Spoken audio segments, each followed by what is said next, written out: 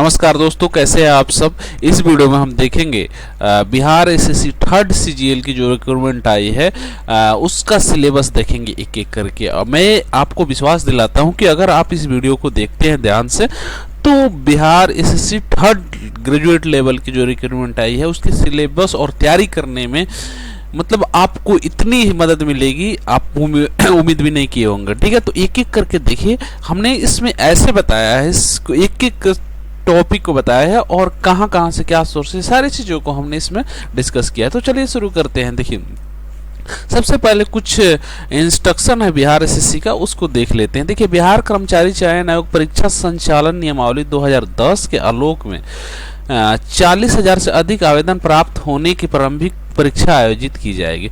वो तो कंडीशन है, जाहिर सी बात है, इसको हम छोड़ देते हैं, हमारे काम की नहीं है। उसके बाद से देखिए, इसमें एक और थोड़ा सा इम्पोर्टेंट है, प्रारंभिक परीक्षा वस्तुनिष्ठ प्रकृति की होगी। प्रारंभिक परीक्षा के माध्यम से कोटिवार उपलब्ध रिक्तियों के 5 गुना संख्या बराबर अभ्यर्थियों का चयन मुख्य परीक्षा के लिए किया जाएगा। मुख्य परीक्षा हेतु अलग से विज्ञापन प्रकाशित किया जाएगा। मतलब अगर टोटल देखिए, यहाँ पे आप देख सकते हैं, यहाँ पर total 2187 vacancy, I think 2187 vacancy, तो टोटल इसके 5 गुना बनाया जाए, बच्चों को मेंस के लिए बुलाया जाएगा। तो 7 5 35 8 5 40 और 43 और 105 109 235 बच्चों को मेंस के लिए बुलाया जाएगा। ठीक है, अब आगे बढ़ते हैं। क्या क्या है इसमें पूछा जाएगा, कौन कौन सब्जेक्ट से। तो पहला सब्जेक्ट होगा आपका सामान्य अध्ययन, उसके बाद से अगला होगा आपका सामान्य विज्ञान एवं गणित, और उसके बाद से होगा आपका मानसिक क्षमता जांच परीक्षा यानी रीजनिंग होगा। ठीक है, उसके बाद से देखिए, हम एक एक करके देखेंगे जो कौन कौन से उसके पहले मैं बता दूं कि देखिए, यहाँ पे परीक्षा की अवधि कितनी होगी, तो 2 घंटा 15 मिनट की होगी। कुल प्रश्न 150 नंबर का होगा। और देखिए, प्रत्येक अंक के लिए प्रश्न एक, मतलब प्रत्येक प्रश्न के लिए 4 अंक होंगे। तो इस तरह से टोटल 600 नंबर की परीक्षा होगी।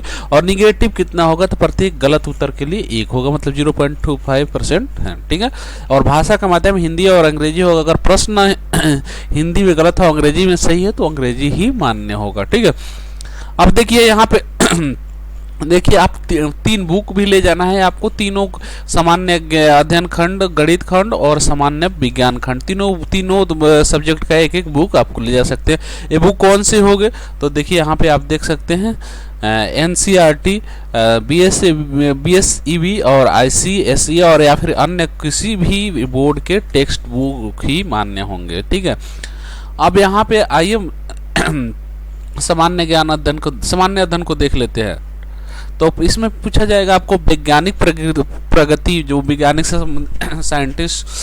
साइंटिफिक प्रोग्रेस जो भी होता है, वो उससे संबंधित अगर कोई न्यूज है तो उसको देख लेंगे।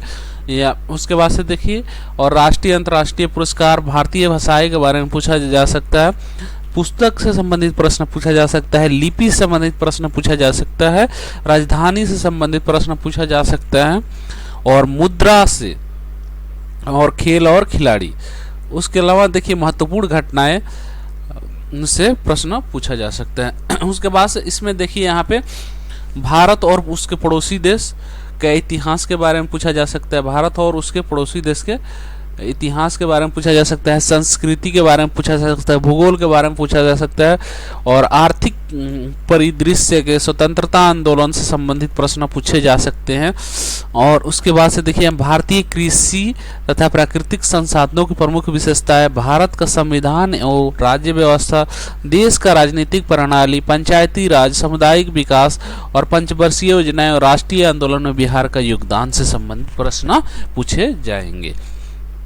उसके बाद से यहाँ देखिए, विज्ञान में, सामान्य विज्ञान में भौतिक शास्त्र, उसके बाद से समाज रसायन शास्त्र, और फिर उसके बाद जैव विज्ञान, उसके अलावा भूगोल से संबंधित प्रश्न पूछे जाए। और खंड ख में देखिए, सामान्य विज्ञान एवं गणित है। उसके बाद से देखिए, गणित से संबंधित गणित कौन कौन से टॉपिक से पूछा जाएगा, तो संख्या पद्धति से प्रश्न पूछा जाएगा, नंबर सिस्टम से। उसके बाद से देखिए, यहाँ पे पूर्ण संख्याओं का अभिकलन से प्रश्न पूछा जाएगा। और यहाँ पे देखिए, दशमलव और भिन्न और संख्याओं के बीच परस्पर संबंध, मूलभूत अंक गणितीय संक्रियाएं, और उसके अलावा देखिए यहाँ पे प्रतिशत, अनुपात समानुपात, औसत, ब्याज और लाभ एवं हानि से संबंधित प्रश्न पूछे जा सकते हैं। अब यहाँ पे मानसिक क्षमता जांच परीक्षा यानी रीजनिंग से संबंधित कौन कौन से टॉपिक से पूछा जाएगा, तो इसमें सादृश्य और समानता एवं भिन्नता, स्थान कल्पना, समस्या समाधान विश्लेषण और दृश्य स्मृति। उसके अलावा देखिए विभेद, अवलोकन, संबंध अवधारणा, अंकगणितीय तर्कशक्ति, अंकगणितीय श्रृंखला और कूट लेखन एवं कूट व्याख्या से संबंधित प्रश्न पूछे जाएंगे। ठीक, तो इस तरह से हमने देखा टोटल एक एक टॉपिक को आप यहाँ से इसका स्क्रीनशॉट ले लेंगे और स्क्रीनशॉट लेकर अपने पास उसको प्रिंट कराकर अपने आगे या फिर आप इसको नोट कर लेंगे, आप अपने टेबल के आगे लगा देंगे या फिर इसका प्रिंट लेकर और अपने टेबल के आगे लगा लेंगे, ताकि आप इसको डेली देखते रहेंगे कौन कौन से टॉपिक आपको कवर करना है। ठीक है, और इसके अलावा मैं बता दूं कि देखिए इसके सभी के क्लास लगभग शुरू होंगे, क्लास मतलब क्विज शुरू होंगे और उस क्विज को भी आप जुड़ना नहीं भूलेंगे। ठीक है, और इसका आपको पीडीएफ चाहिए तो आप टेलीग्राम चैनल पर जुड़ जाइए, वहाँ पर इसका पीडीएफ डाल दिया जाएगा। So thank you, all the best.